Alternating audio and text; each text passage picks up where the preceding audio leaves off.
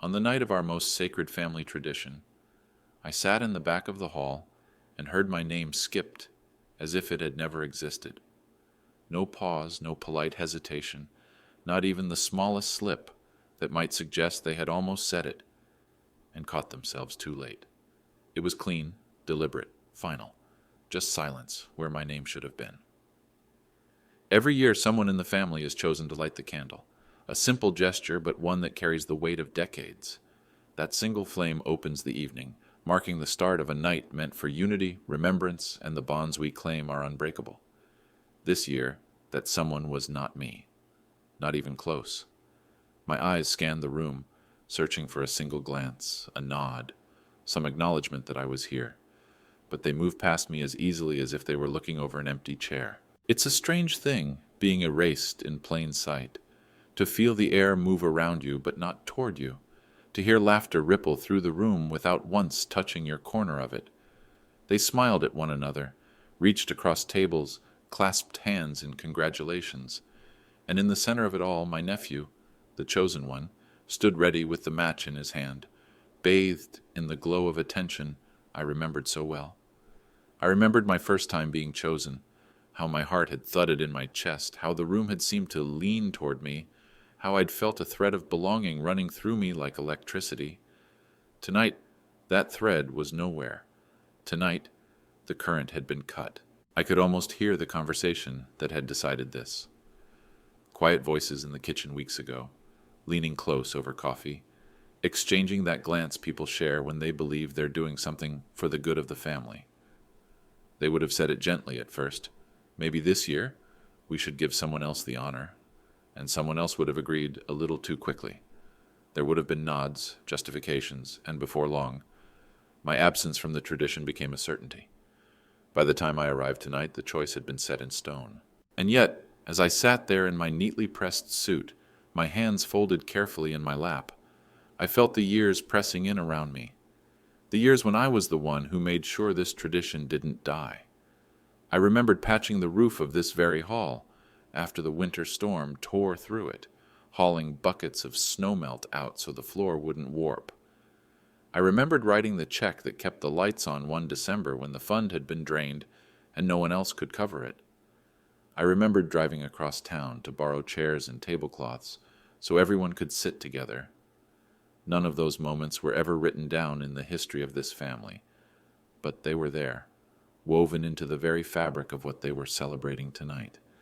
And yet, here I was, treated as if I had no part in it at all. The applause for my nephew swelled and echoed off the walls, warm and full, wrapping him in the acceptance I had once taken for granted. I didn't clap right away. My palms rested flat on my knees, still and steady, as my gaze held on the single candle at the center of the room. That small flame would glow for an hour, maybe two, before it burned down. But I knew something they didn't. I hadn't come here tonight to light that candle. I had come with something far brighter, far more enduring. And when I struck the match I carried with me, not the one in the box on the table, but the one made of words and truths they had tried for years to bury, the light it cast would fill this room in a way they could never dim again. They thought they had taken something from me. They thought withholding a small symbolic honor would keep me in my place, in the shadowed seat by the coats and the draft from the door, but all they had really done was clear the stage for me. And before this night was over, every single person here would see me, not because I held their candle, but because I would light the entire room. Friends, let's take a short pause. Write in the comments, where are you listening to this story from? Have you ever experienced something like this in your own life? Don't forget to subscribe and share this video. That's how you help us grow this channel and bring you new stories every single day. Now, let's continue. They didn't have to tell me where to sit. The seat told me everything. Far from the center, pushed almost to the wall, close enough to the coat rack that I could smell the faint mix of perfume, mothballs, and cold air clinging to winter fabric. The draft from the door brushed against my ankle every time someone came in late or slipped out to take a phone call. It wasn't just a seat, it was a message, a place for someone to watch, not to participate. From here, the view of the room was perfect. not because I could see everything, but because I could see just enough to feel the distance. The laughter, the leaning in close over plates, the way the people at the front touched each other's shoulders as they spoke. All of it had the warmth of a fire I wasn't welcome to stand near. My place was in the cold edge of it, where the shadows stretched long and the light barely reached. I've sat in this spot before, though not always in this hall, in meetings, at weddings, at dinners where my name was barely mentioned. It's the seat people give you when they've decided you're necessary enough to be present, but inconvenient enough to keep at the margins. You're there so they can say you were there, but not so close that your presence changes anything. I tried to focus on the rhythm of the evening, the way the servers moved between tables, the gentle murmur of conversation that swelled and dropped like waves. But my eyes kept drifting back to the center, where the candle waited. Even unlit, it seemed to draw the room toward it. Everyone wanted to be near it, to touch the match, to be part of the moment it bloomed into flame. Everyone except me. Not because I didn't want to, but because I had been told without words that I wouldn't be allowed. And yet, even from this distance, I could feel the weight of my own history pressing against the back of my chair. I knew what it had taken to keep this tradition alive. I knew the nights I'd stayed late in this hall, sweeping floors after the others had gone. The afternoons I'd spent fixing things no one noticed until they broke again. I knew the bills I'd paid without asking for repayment, the quiet phone calls I'd made to smooth over tensions that would have torn this family apart. They may have placed me at the wall tonight, but I had been at the foundation for years. The chair was cold beneath me, the metal frame pressing into my back, reminding me with every small shift that I was on the outside looking in. But I stayed still, because I knew something they didn't. This seat might be far from the candle, but it wasn't far from what I had brought with me. And when the moment came, I wouldn't need to be at the center of their circle to make sure they saw me. I could light the room from anywhere, even from here. They called his name like it was the only name that could ever have been spoken in that moment. My nephew, the golden boy. The one they had crowned without ceremony long before tonight. The applause came instantly, warm and eager, like a tide rushing to shore. Hands reached out to guide him forward, claps on the back, proud smiles from every direction. It was as if the match he was about to strike had been passed to him through generations, as though it had always belonged to him, and I had merely been a temporary custodian who had outlived my usefulness. I watched him approach the candle, his shoulders squared, but not from the weight of responsibility. No, his step was light, his expression open. This was a moment given, not earned, and he knew it. He hadn't been here the year the roof leaked so badly we had to set buckets along the aisle to catch the water. He hadn't stayed after everyone left to sweep up the wax drips from the wooden floor. He hadn't made the late-night calls to suppliers when the order for the ceremonial candles was lost in the mail. But here he was, basking in the glow of a tradition kept alive by hands he didn't know had worked for it. The match scraped against the box, that dry rasp loud in the quiet the room had settled into. The sulfur caught, and the small flame flickered to life. People leaned forward, their faces soft in the glow, but I felt no warmth from it. I watched the way the light wavered, fragile at first, and thought how easy it would be to snuff it out, not just the candle, the illusion it stood for. Because while everyone else saw that little flame as the heart of the evening, I felt something else burning inside me. It was heavier, hotter, and it had been smoldering for years. Every slight, every omission, every careful rewriting of the story to place someone else at its center, it was all fuel. And tonight, without them realizing, they had piled it high and struck the match for me. The candle flame caught fully now, steady and bright, its light spilling across the faces closest to it. Applause returned, softer this time, but no less proud. I stayed in my seat against the wall, my hands still, my expression unreadable. They thought they'd given the moment to him. They didn't see that they'd just handed me mine, because the fire I was carrying would do more than warm a table for an evening.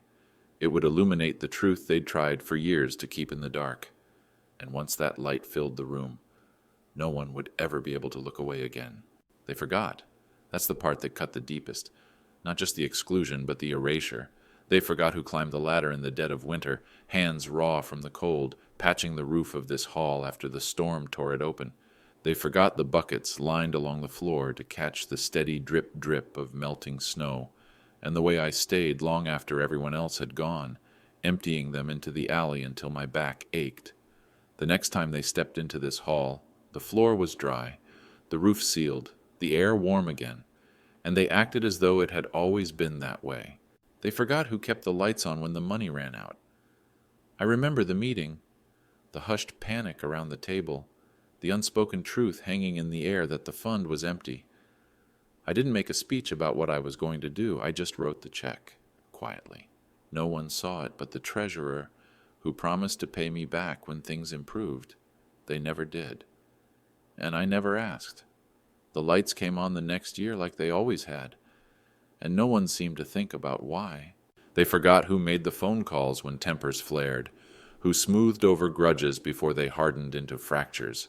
I have spent hours, days even, listening to both sides of a family argument, holding my tongue, finding the words that could pull people back from the edge.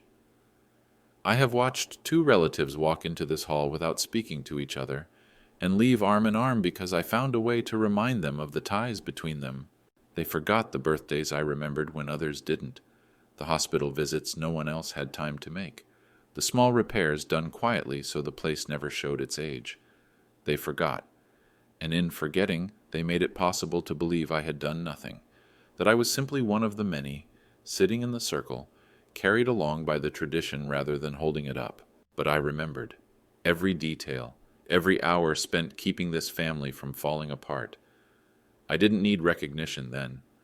I wasn't doing it for applause, but as I sat there that night, watching the candle glow in someone else's hands, I understood something.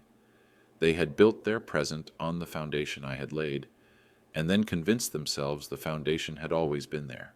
The years they forgot were the years that had shaped me, and maybe they could erase my name from the ceremony, but they could not erase the truth of what I had done. That truth was still here, solid beneath them, even if they never looked down to see it. And tonight, I had come to make sure they finally did. I kept my face calm, the kind of stillness I'd learned over years of sitting through moments like this. My lips held the faintest suggestion of a smile, not wide enough to be mistaken for joy, not cold enough to be called defiance, just unreadable. I wanted them to see nothing they could label as anger or bitterness. People are quick to dismiss you if they think you're emotional, but they can't dismiss a quiet, steady gaze. They can't explain away a silence that waits. Beneath the table, my hands rested against the inside of my jacket, fingertips brushing the crisp edge of an envelope. I had felt its weight all evening, a constant reminder that I hadn't come here empty-handed. I had debated for weeks whether to bring it, telling myself maybe I wouldn't need it. Maybe I'd come tonight, sit through the ceremony, leave quietly, and let them live in their own version of history. But deep down, I knew better. I knew there was a chance, no, a certainty, that the moment would come when my absence from that candle would be more than symbolic, and when it did, I wanted to be ready. Inside the envelope was no money, no threat, no plea, just words, words I had kept for years, carefully folded, guarded like the last match in a cold night. Words written in my own hand, dated, signed, proof not just of what I had done for this family, but of what they had chosen to forget. They weren't accusations. They were reminders, memories written down in the moments they had happened, so there could never be doubt. Letters to the future, meant for a day like this. The paper inside was worn in places. The ink faded on some lines from being handled too many times. I'd taken it out over the years, not to rewrite it, but to remember why I had written it in the first place. Each time I read it, I felt the same mix of pride and sorrow. Pride in the truth it carried, sorrow in knowing it might never be welcomed. Tonight, the sorrow had burned away, leaving only purpose. I could feel the heartbeat in my fingertips as they rested on that envelope. It wasn't fear, it was anticipation, the kind you feel before stepping into a room you've been locked out of for too long. I wasn't going to wave it in the air, wasn't going to shout over the applause or force anyone to look at me. That's not how truth works.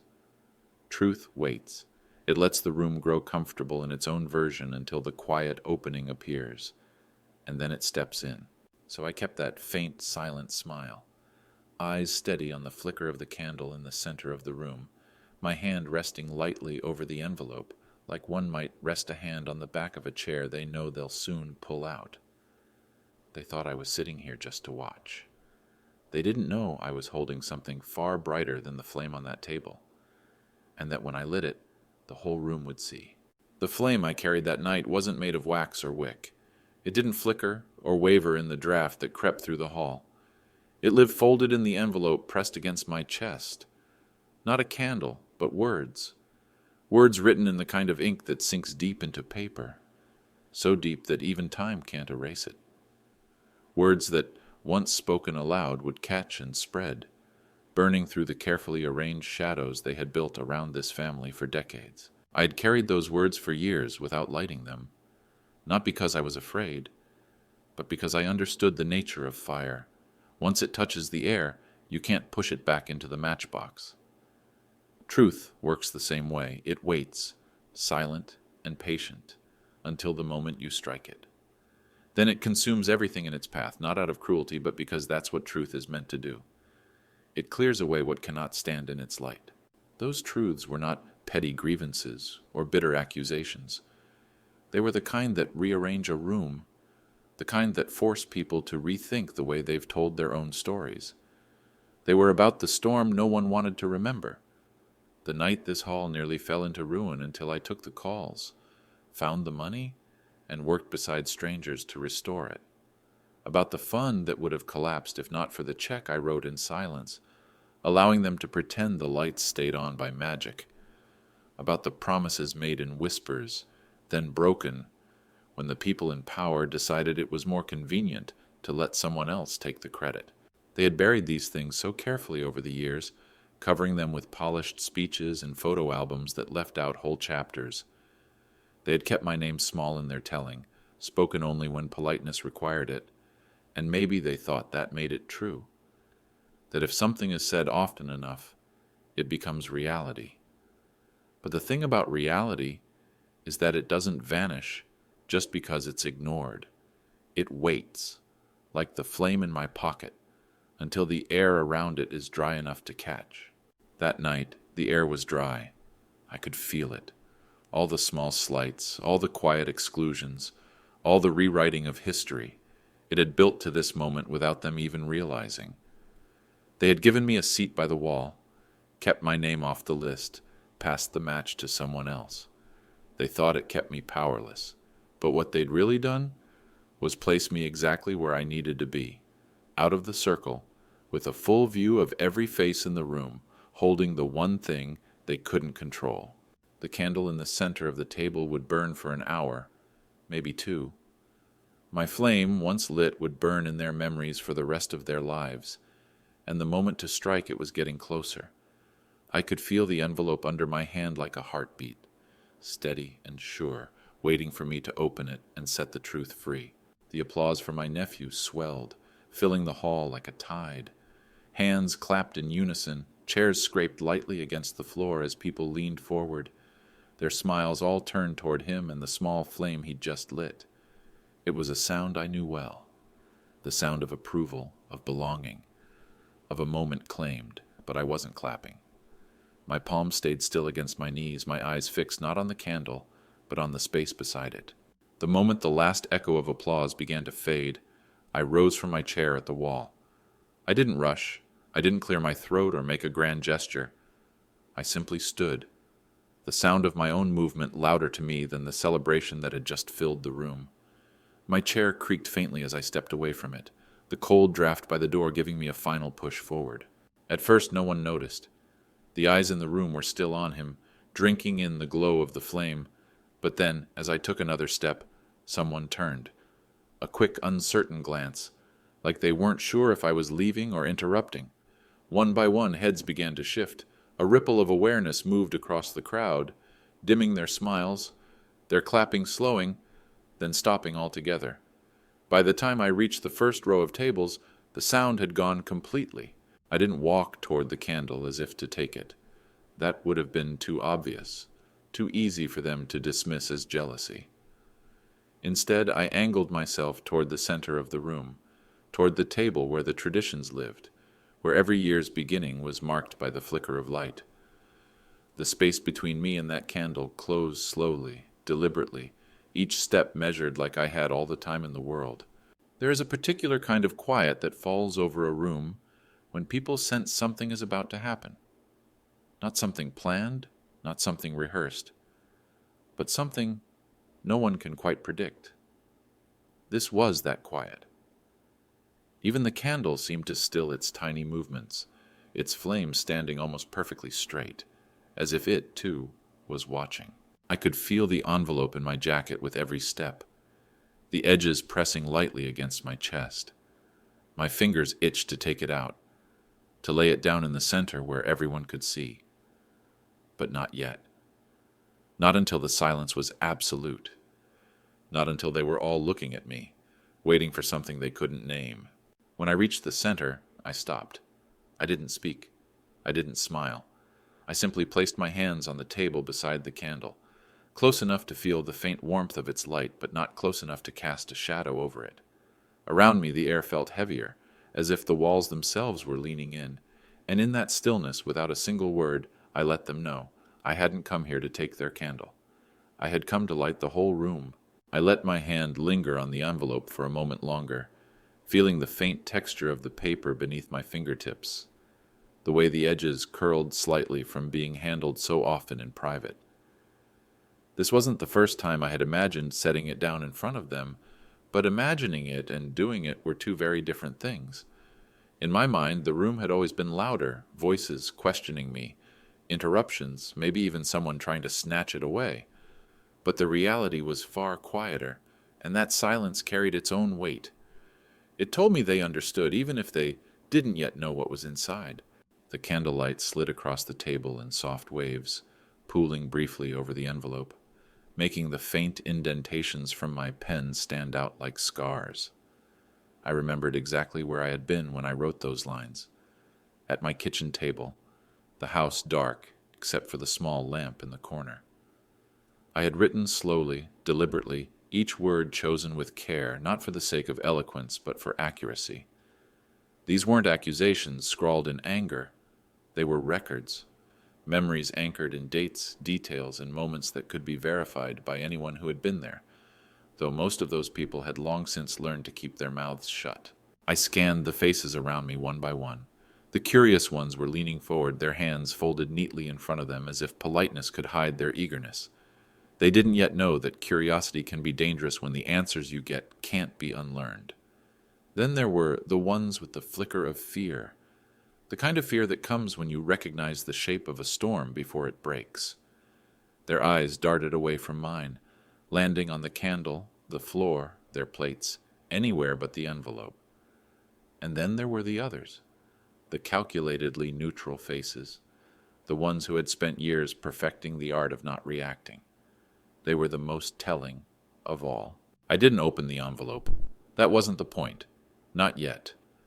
Placing it on the table was the first strike of the match. It was the acknowledgement that something had been kept from them, and from me, and that it was no longer going to live in the shadows. The act itself shifted the air in the room, pulling a tension tight between us all. Even those who had no idea what it contained seemed to understand that it wasn't something that could be politely ignored. The candle beside it burned steady, its flame small but sure, like it had no idea it was about to be upstaged. It had been lit to symbolize unity, tradition, the passing of light from one generation to the next, but in this moment it looked almost fragile, as though one sharp breath could snuff it out. My envelope was different. Its fire wasn't visible yet, but it was there, coiled and ready, and it wouldn't go out once it was set loose. I pressed my palm flat against the table, not to draw attention to myself, but to anchor the moment in their minds. Let them remember this image, the candle they chose and the truth they didn't, sitting side by side, both capable of burning, but only one of them capable of changing the room forever. They had spent years telling themselves they were keepers of the light.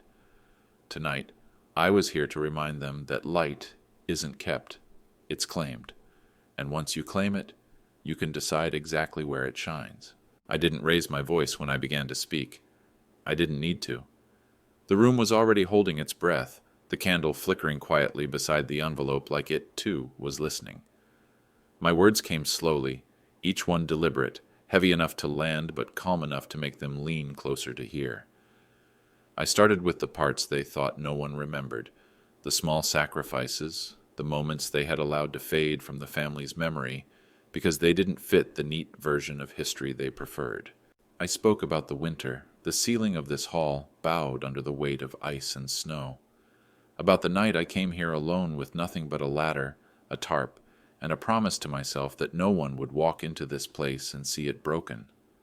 I described the cold in my fingers, the sting of wind against my face, the hours I spent balancing on beams while my breath clouded the air. I told them how, the next morning, they arrived to a warm, dry room, none the wiser, and went on with their day as though it had been untouched by the storm. I spoke about the debts paid, not the ones in bank ledgers, but the invisible kind that keep a tradition alive. The months when the fund was empty and the bills were waiting. How I covered them quietly, never asking for repayment, never telling anyone the lights above their heads were shining because I had decided they should. I saw a few heads bow at that, but I didn't stop. Then I spoke of promises, the ones made with handshakes and smiles over dinners and after speeches, promises that certain things would be remembered, that certain people would never be left out, promises that were broken as soon as they became inconvenient. I didn't name names. I didn't have to. In a room like this, truth doesn't need a list. It just needs to be spoken, and it will find its way to the right ears. And then I told them about the night the tradition almost ended. The year the hall was locked, the funds gone, the attendance dwindling.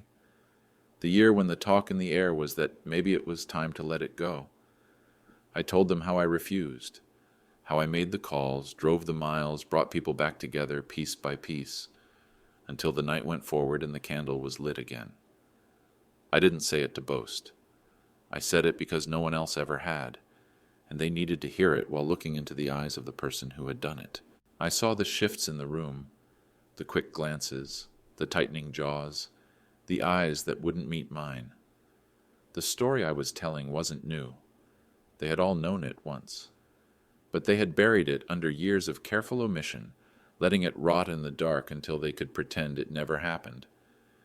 What they hadn't counted on was that I remembered every detail, every word, every look exchanged in those moments. This wasn't about humiliating anyone. It wasn't even about taking back what they'd withheld tonight. It was about making the truth impossible to ignore. And as I spoke, I realized that what I was doing was not reliving old wounds. It was reopening the windows and letting light into a room they had kept shuttered for too long. And once light enters a space like that, there is no way to make it dark again. As my words settled into the room, I began to notice the way certain faces shifted. Not the casual discomfort of someone caught off guard, but the deep, deliberate refusal to meet my eyes. These were the faces of people who had told the story without me in it, who had repeated it enough times that they'd almost convinced themselves their version was the truth. Almost. They stared at the tablecloth, at their hands, at the rim of their glass. One tapped a fork softly against a plate, the quiet rhythm a nervous habit they probably didn't even realize they'd slipped into. Another smoothed the crease of a napkin over and over, folding it into smaller and smaller shapes, as though precision could hide the guilt bleeding into the edges of their composure. I knew these tells. I'd seen them before, in meetings, in arguments, in those rare moments when someone is confronted with the thing they've worked hardest to bury. It wasn't just guilt I saw. It was fear. Fear of what would happen if the rest of the room began to connect the dots. Fear of the questions that would follow. Fear of having to admit that they hadn't just forgotten to say my name. They had made the choice to erase it. I could almost feel their thoughts pushing back, searching for a defense, some way to explain away my place in the story without revealing the truth about why they'd removed it in the first place.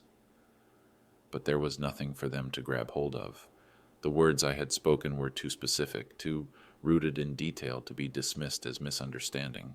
Some faces held still, trying for neutrality, but even that stillness betrayed them. True innocence doesn't avoid your gaze.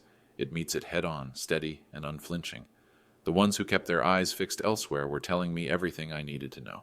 They had edited the past, thinking it would hold forever. They had underestimated both my memory and my patience. I didn't rush them with questions, didn't force a confrontation. Silence can be sharper than accusation. It leaves space for the mind to replay your words, to sit with them until the weight becomes unbearable. And so I let the quiet between us stretch, my eyes sweeping slowly across the room, lingering on each face in turn. Those who had nothing to hide met me without hesitation. Those who did blinked or looked away. The contrast was unmistakable. I had lived for years in the shadow of their chosen version of events, carrying the knowledge that my part had been cut out like a damaged frame from a photograph. But seeing them now, unable to face me, I understood something important. The act of erasure doesn't erase the truth. It only shifts its weight, forcing the ones who told the lie to carry it. And tonight, that weight had grown too heavy for them to hold without showing the strain. The candle still burned between us, but its small, steady flame seemed almost irrelevant now. The real light in the room was in the spaces where their eyes refused to meet mine, because in those spaces, the truth was already speaking louder than I ever could. No one moved. It was as if the entire room had been caught in a photograph, a still frame where every breath was suspended, every hand frozen mid-gesture. Even the candle, which had been flickering gently since my nephew lit it, stood perfectly straight now, its flame taut and unshaken, as though it too was listening. The quiet wasn't just the absence of sound. It was a presence in itself, thick and heavy, pressing into the space between each of us. I could feel the weight of dozens of eyes on me, but it wasn't curiosity anymore. It was something sharper, a fragile tension that could snap in any direction. Some of them were waiting for me to continue, hoping that more words would come to clarify what I had already laid out. Others were silently willing me to stop, to let the moment pass before it reached the point of no return. The rest didn't know what they wanted, only that they were standing on the edge of something that felt irreversible. The air seemed different now, charged in a way that made even the smallest sounds intrusive. Somewhere in the back, a chair gave a soft creak as someone shifted their weight, and the noise felt like a pebble dropped into a still pond. No one turned to see who it was. Every gaze was anchored here at the table where the candle and the envelope shared the same circle of light. It was strange how the flame seemed to echo the mood. In its stillness, it looked less like a decoration and more like a witness, a tiny, steady eye reflecting back the truth that had just been spoken into the room. For years, this candle had been a symbol of unity, of heritage, of tradition handed from one set of hands to another. But tonight, in the stillness, it felt different. It was no longer the star of the ritual. It was simply part of the setting, sharing the stage with something far brighter, even if the rest of the room didn't yet realize it. I stood without moving for a long moment, letting the silence expand. Silence, I've learned, is as much a tool as any word. In the right hands, it doesn't weaken a point, it drives it deeper. It forces the listener to sit with what they've heard, to feel it settle into the corners of their mind where it can't be brushed aside. That's what I was doing now, not to punish them, but to let the truth root itself before the noise returned to cover it. I could see the subtle signs of its impact. Shoulders that had been upright now slightly slouched, as if under a new weight. Fingers that had been tapping or folding napkins now motionless, lips pressed together so tightly they had turned pale. It was as though the room itself was holding its breath in solidarity with the people inside it, waiting, bracing, wondering if the next inhale would carry the relief of moving on or the deeper shock of hearing more. But I wasn't ready to release them yet. The moment was too raw, too precise. The stillness wasn't just absence. It was proof. Proof that every person in this room had heard me, that every person here understood, even if they didn't admit it. And as the candle stood motionless beside me, I knew we had reached a point where there was no going back. This was no longer just my truth. It was the room's now. I let the silence stretch until it was almost unbearable, until I could feel it tightening across the room like a rope pulled between us. Then, without raising my voice, I spoke. My words didn't need volume. They had weight. "And you never had to give me the candle," I said, my eyes sweeping the faces that would not meet mine, then locking with the few who did. "Because I was the one who built the light in this room." The line landed differently for each person. I could see it in the small involuntary shifts of their bodies, the way someone's shoulders jerked slightly, the sharp inhale from another, the flicker of something in a pair of eyes that had been blank moments before. Some looked startled, like they had just realized what those words truly meant.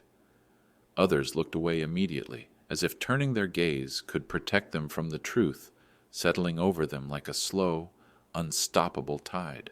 I didn't rush the moment. I let the statement sit there, heavy and undeniable, until it seemed to seep into the walls themselves, because it wasn't just a metaphor. Every piece of light in that hall, every chandelier bulb, every wall sconce, every shimmer off polished wood, had stayed lit through storms, debt, and silence because I had made sure it did.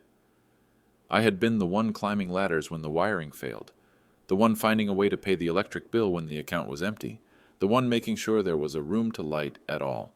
The candle in front of me glowed quietly, oblivious to the fact that it had just been stripped of its borrowed importance.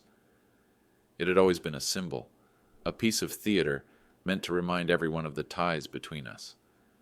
But tonight, it was only a prop. And the truth was the real illumination, filling the room in a way that could not be dimmed. I thought of the years they had told this story without me in it, how they had passed the flame from hand to hand without once acknowledging whose fire had kept the tradition alive. And I realized that this moment wasn't about reclaiming my place in their ritual. It was about making sure they understood that my place existed whether they named it or not. They could invite me or exclude me, hand me the match or keep it locked away.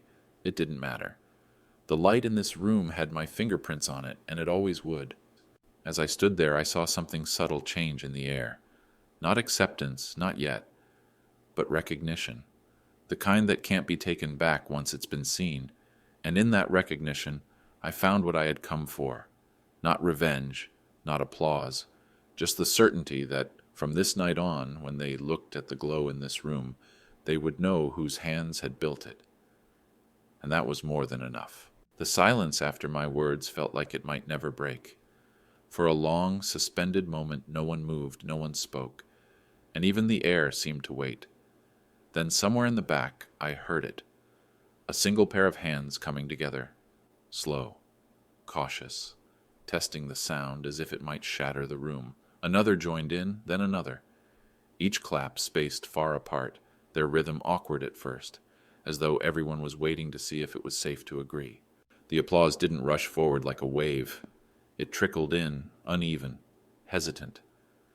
You could tell who was clapping because they believed every word I'd spoken, and who was clapping simply because silence had become unbearable. The difference was in the sound. The genuine ones were strong, deliberate, the kind that came from the chest, while the others were light, almost brittle, the polite mimicry of acknowledgement without conviction. I didn't need everyone's approval. I had long since learned that truth is rarely greeted by unanimous applause. But I noticed the faces of those who clapped first, without glancing at anyone else for permission.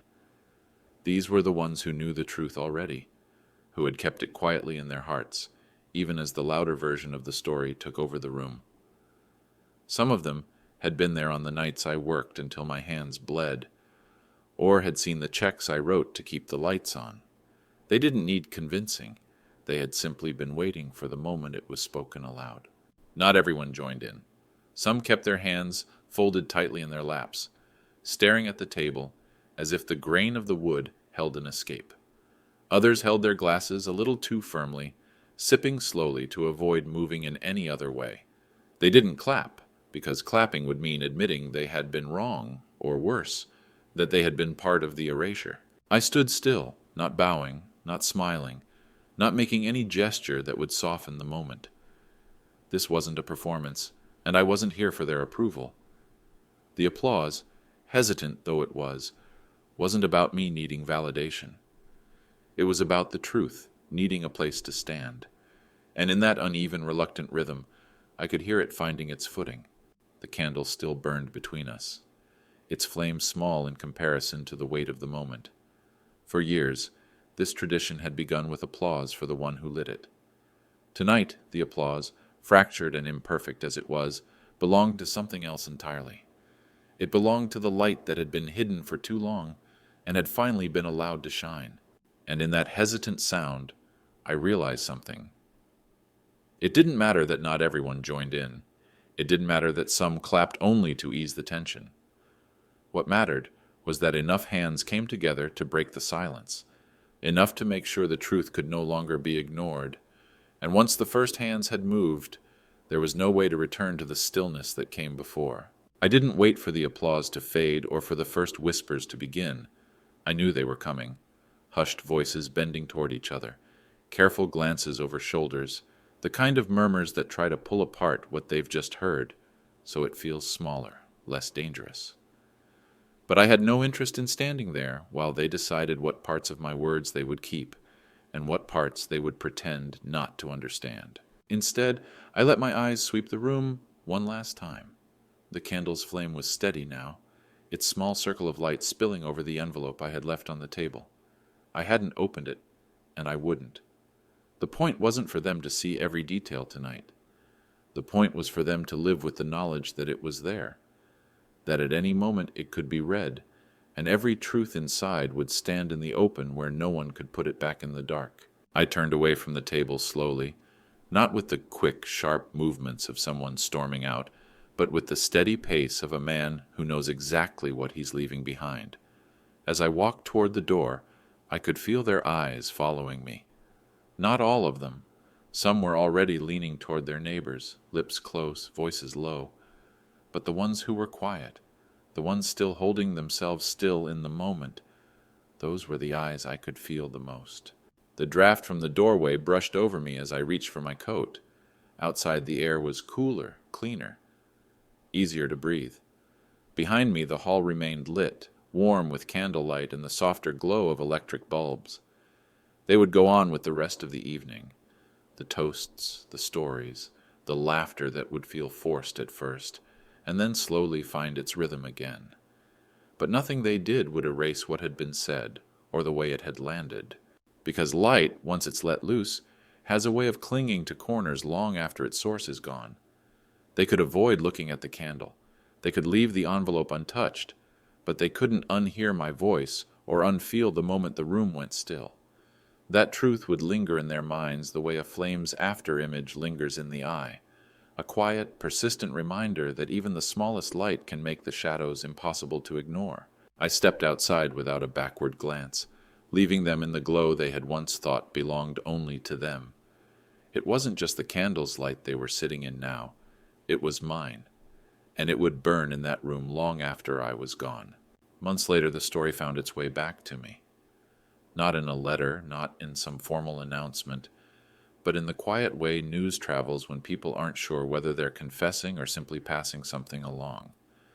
I was told it happened at the very start of the evening, when the family gathered again in that same hall. The candle unlit, the air carrying the same hush it always did before tradition began. Only this time, before the match was struck, before a single flame caught, someone spoke my name. It wasn't a casual mention, not some throwaway acknowledgement. My name was said slowly, clearly, as though it had always belonged there, like the syllables had been waiting all these years for the chance to take their rightful place in the ceremony. I imagined the sound of it echoing in that space, threading through the chandelier's soft light, settling on every ear in the room. And then, as the flame touched the wick, I was told it burned brighter, steadier, as if it too recognized the difference. I hadn't asked for this. I hadn't left them with a demand or a condition. I had walked away that night without asking for my place back, because the truth, once spoken, doesn't need to be bargained for. It stands on its own, whether people choose to honor it or not. But something happens when truth fills a room. It lingers. It seeps into the cracks of memory, into the pauses in conversation, into the quiet moments when people are alone with their thoughts. And no matter how hard they try to bury it again, it finds a way to rise. I wondered how many of them had thought about that night in the weeks that followed. How many had replayed the words, the stillness, the way the air had felt heavier after I spoke. How many had looked at the candle in their minds and seen not just a flame, but the man who reminded them why it could burn at all. I knew not everyone would have changed. Some would hold on to their versions, their silences, but enough of them, enough to alter the tradition, had chosen differently. Now my name is a part of that room. Spoken before the flame, it's no longer about me being there in person. It's about the fact that, even in my absence, the light carries my shadow.